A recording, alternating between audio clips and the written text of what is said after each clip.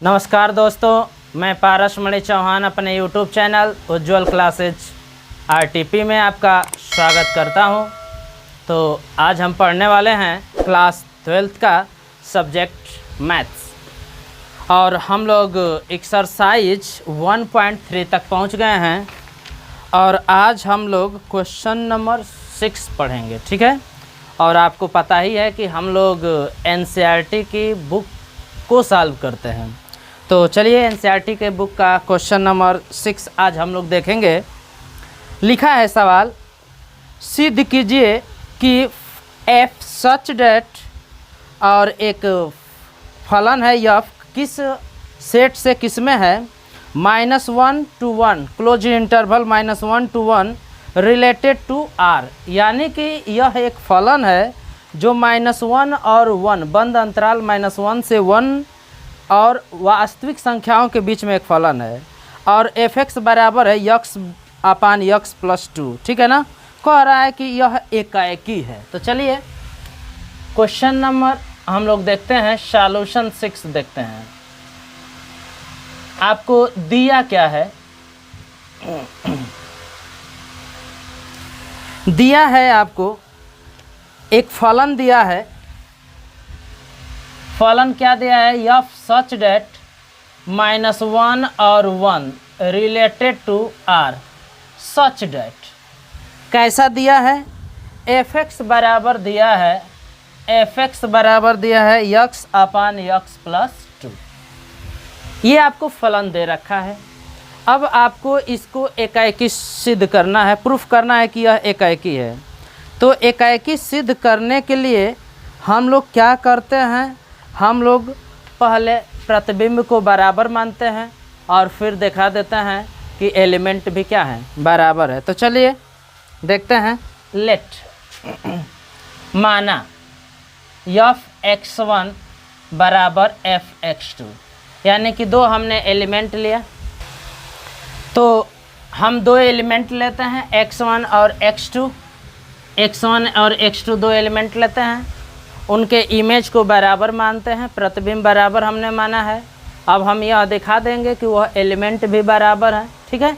तो एकाएकी हो जाता है। तो f(x1) की वैल्यू यहाँ से निकालिए, क्या होगा, x1 अपान यहाँ पे रखिए x1 + 2 हो जाएगा इक्वल टू।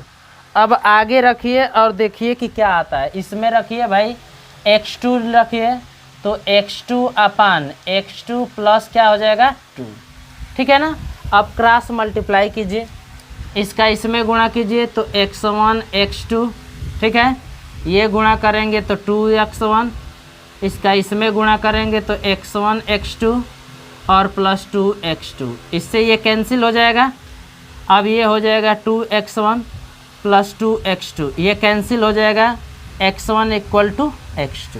यहाँ से आपको क्या मिला, यहाँ से आपको ये मिला कि आपके लिए जो दिया गया फलन था वह क्या है, एकाएकी है, ठीक है ना। अतः यह एकाएकी है, एकाएकी।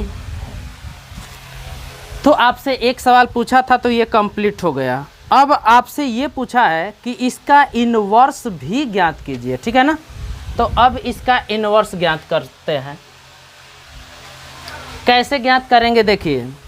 अच्छा एक बात बताइए, f(x) बराबर क्या दिया है, हाँ, f(x) बराबर क्या दे रखा है आपको, x/x + 2। ये अब x की वैल्यू निकालिए, इसका गुणा कीजिए, y का 2 में 2y = x। x को एक तरफ कीजिए, ठीक है ना। ये x है प्लस yx है, इधर आएगा तो -yx, इधर बच जाएगा 2y।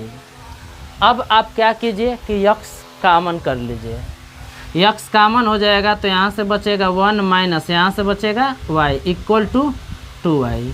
तो x = का हो गया 2y/1 - y, ठीक है ना। अब आपको पता ही है कि x, इसको gy लिख सकते हैं ना, gy हो गया। तो x का वैल्यू यहाँ से निकालेंगे ये, तो यह इधर जाएगा, f इनवर्स y हो जाएगा नहीं, तो f इनवर्स ये y हो जाएगा। यहाँ से देखिए, यहाँ से f(x) बराबर y है, तो f इनवर्स y बराबर क्या हो जाएगा, x हो जाएगा।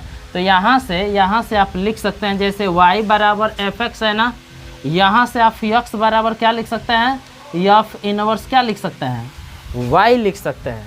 तो ये x के जगह पर f इनवर्स y, ये हो जाएगा 2y और बटा में 1 माइनस y, ठीक है ना।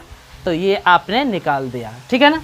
यहाँ पर y की वैल्यू नॉट इक्वल टू 1 होना चाहिए, इज नॉट इक्वल टू 1, क्योंकि 1 होगा तो ये फलन जो होगा, ये इनवर्स फलन अपरिभाषित हो जाएगा। यहाँ पर x की वैल्यू नॉट इक्वल टू -2 हो जाएगा, क्योंकि जब x की वैल्यू -2 होगी तो जो हमारा fx है वह अनडिफाइंड हो जाएगा। तो इस तरह से हमने क्वेश्चन नंबर 6 को सॉल्व कर लिया। अब इसी तरह से क्वेश्चन नंबर 7 को सॉल्व करते हैं, और यानी कि अब हम क्वेश्चन नंबर 7 को सॉल्व करेंगे। चलिए तो देखते हैं क्वेश्चन नंबर 7 क्या लिखा है।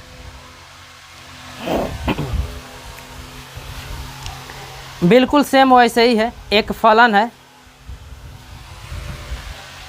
fx r से r में है, यानी वास्तविक संख्याओं के समुच्चय से वास्तविक संख्याओं के समुच्चय में है। सच डेट कैसा है भाई, fx इक्वल टू दिया है 4x + 3, कह रहा है कि सिद्ध कीजिए कि यह व्युत्क्रमणीय है। व्युत्क्रमणीय माने इसका इनवर्स निकाला जा सकता है, ठीक है ना। और f का क्या ज्ञात करना है, प्रतिलोम भी ज्ञात करना है। तो चलिए इसको सॉल्व करते हैं भाई। तो प्रतिलोम कैसे ज्ञात कर सकते हैं, जब यह एकाएकी होगा तब, ठीक है ना।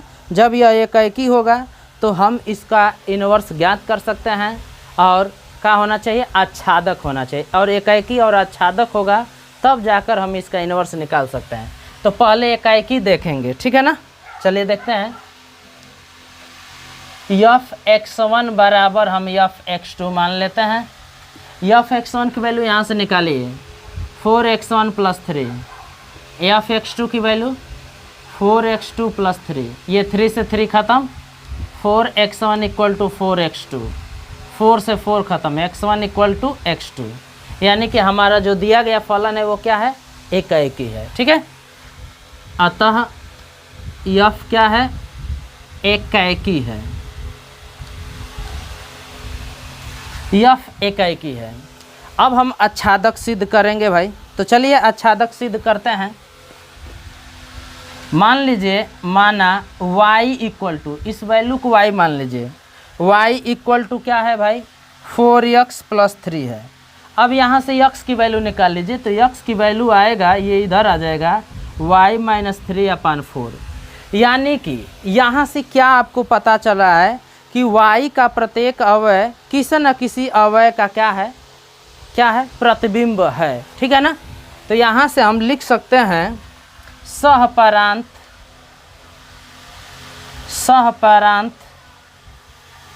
में y का प्रत्येक अवयव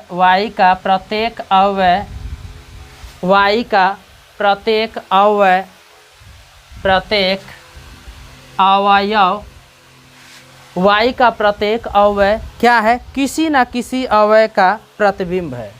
अवयव किसी न किसी तत्व का प्रतिबिंब है, तत्व का प्रतिबिंब है, ठीक है ना। तो यहाँ से ये पता चल रहा है कि जो दूसरा वाला सेट है उसका हर एक तत्व जो है वह परांत के किसी न किसी तत्व का क्या है, प्रतिबिंब है, अर्थात कोई तत्व खाली नहीं है। और जब कोई तत्व खाली नहीं होता है तो इस दशा में हमारा जो फलन होता है वह क्या होता है, आच्छादक होता है, ठीक है। अतः f आच्छादक है, ठीक है ना। और जब हमारा फलन एकाएकी और आच्छादक है तब उसका हम इनवर्स ज्ञात कर सकते हैं, ठीक है ना। अतः f व्युत्क्रमणीय है। और व्युत्क्रम क्या ज्ञात कर सकते हैं, f inverse y equal to क्या आ जाएगा, यहाँ पर x की वैल्यू क्या आया था, ठीक है ना। x इसको हम gy मान लेते हैं, क्या आया था, y - 3/क्या आया था, 4 आया था, तो यह इन्वर्स भी निकल गया। ठीक है ना। तो बहुत आप सवालों को आराम से लगा सकते हैं, बिल्कुल आसान सवाल दिए हुए हैं। अब मैं आपको एक और सवाल बताता हूँ। यह एक प्रमेय टाइप का सवाल है, थ्योरम टाइप का सवाल है और काफ़ी अच्छा इम्पोर्टेंट सवाल है। अब मैं क्वेश्चन नंबर 10 बताता हूँ। ठीक है ना, 10th बताने जा रहा हूँ।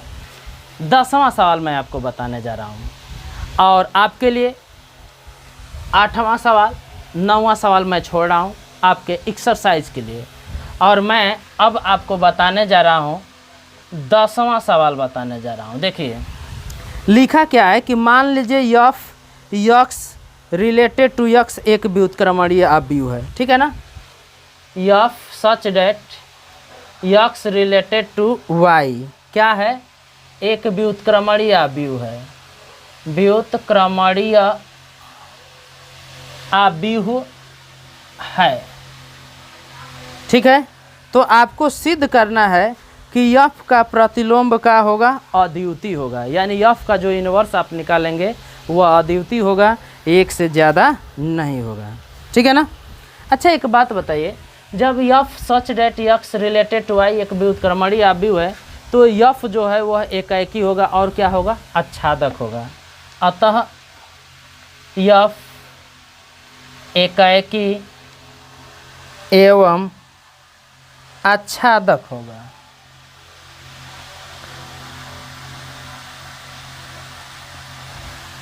ठीक है, चलिए तो इसका मतलब मान लीजिए आप गॉफ एक्स निकालते हैं तो यह आएगा आई एक्स।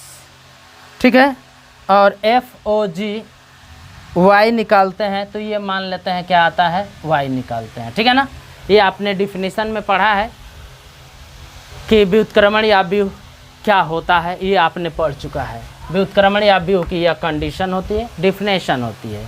तो यहाँ से आप लिख सकते हैं आई एक्स के लिए और आई वाई के लिए। अच्छा एक बात बताइए, हमें सिद्ध करना है कि अद्वितीय है ना, तो हम मानते हैं कि अद्वितीय नहीं है। माना यफ का प्रतिलोम अद्वितीय नहीं है, अद्वितीय नहीं है। आपने मान लिया है कि यफ का प्रतिबिंब अद्वितीय नहीं है, तो मान लीजिए क्या है, G1 और G2 है। यफ का प्रतिलोम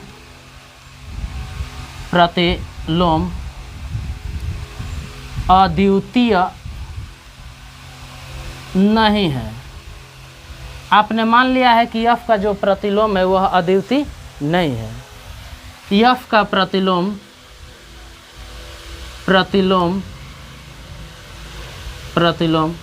G1 तथा G2 है, G1 और क्या है, G2 है। जब भाई अद्वितीय नहीं है तो कई होगा, तो कम से कम 2 तो प्रतिबिंब होगा, तभी तो अद्वितीय नहीं कह रहा है। तो हमने मान लिया है कि उसका 2 प्रतिबिंब G1 और क्या है, G2 है। तो हम क्या लिख सकते हैं, अतः हम लिख सकते हैं यफ ओ G1, यहाँ से देखिए यफ ओ G1 y बराबर आई वाई लिख सकते हैं, है ना। उसी तरह से G2 के लिए भी लिख सकते हैं, यफ ओ G2 y बराबर क्या लिख सकते हैं, आई वाई।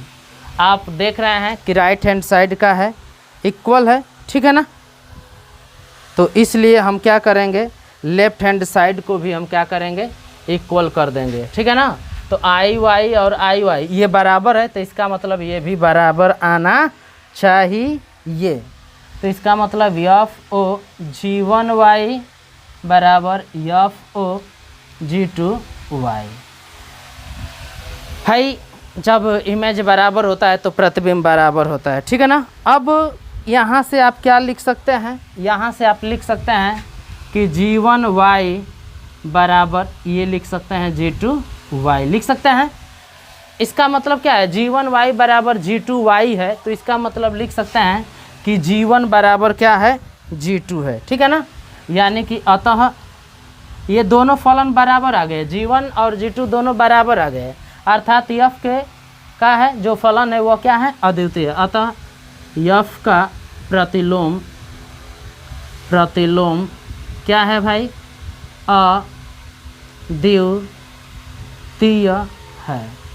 तो यही हमसे प्रूफ करने के लिए कह रहा था कि आप सिद्ध कीजिए कि यफ का जो व्युत्क्रम है वह क्या है, अद्वितीय है। अब हम लोग और एक सवाल को सॉल्व करते हैं और सवाल नंबर आपको मैं ले चलता हूँ, सवाल नंबर 11 की तरफ ले चलता हूँ।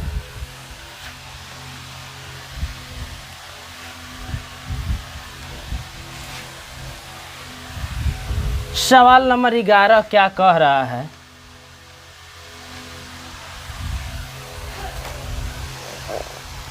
देखिए आपको एक फलन दिया है, 1 2 3 से दिया है, ए बी सी दिया है, एफ सच डेट 1 2 3 से दिया है, किस में, ए बी सी में, एक यह सेट है एक यह, ठीक है। F1 की वैल्यू ए दिया है, F2 की वैल्यू बी दिया है और F3 की वैल्यू क्या दिया है, सी दिया है। F3 की वैल्यू क्या दिया है, सी दिया है। कह रहा है कि F इनवर्स ज्ञात कीजिए और यह सिद्ध कीजिए कि F इनवर्स का इनवर्स जो होगा वह F के क्या होगा, बराबर होगा। तो चलिए देखते हैं F बराबर क्या हो जाएगा भाई। अतः F बराबर कैसे लिखते हैं, 1 का संबंध ए से है ना, 2 का संबंध बी से है ना, 3 का संबंध किससे है, सी से है, तो यह F में आ जाएगा, ठीक है। अब इसका इनवर्स ज्ञात करना है, क्या ज्ञात करना है, इनवर्स ज्ञात करना है। तो मान लीजिए यह x है, तो x इक्वल टू हम मान लेते हैं 1 2 3, इस सेट को y मान लीजिए, तो y बराबर है ए बी सी। तो जो यह आपका फलन है F सच डेट वह x से क्या है, y में है, ठीक है ना। अब इसका हमें प्रतिलोम फलन ज्ञात करना है। तो अतः F इनवर्स जो होगा वह क्या होगा, y से किस में होगा, x में होगा। यहाँ से निकाल लीजिए भाई, F इनवर्स a की वैल्यू क्या आ जाएगी, बोलिए 1, यहाँ से F इनवर्स b की वैल्यू क्या आ जाएगी 2, यहाँ से F इनवर्स c की वैल्यू क्या आ जाएगी 3 आ जाएगा, ठीक है ना।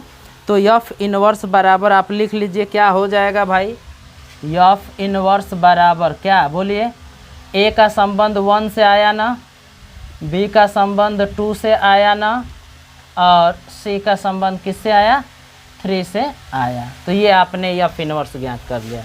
अब इसी का फिर इनवर्स निकाल लीजिए भाई, F इनवर्स का इनवर्स निकालिए।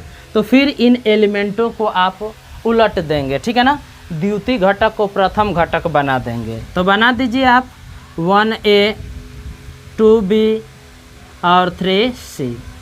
आप देख लीजिए यह किसकी वैल्यू है भाई, देख लीजिए F की वैल्यू है ना।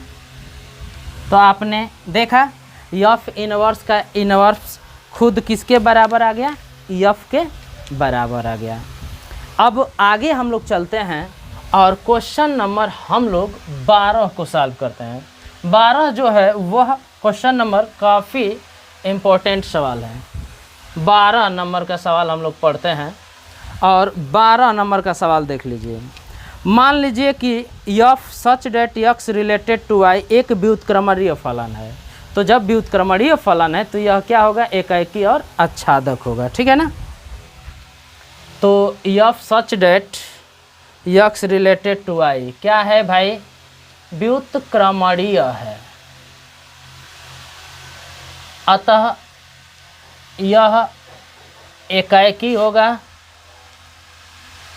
एकाएकी एवं का होगा, आच्छादक होगा, आच्छादक होगा।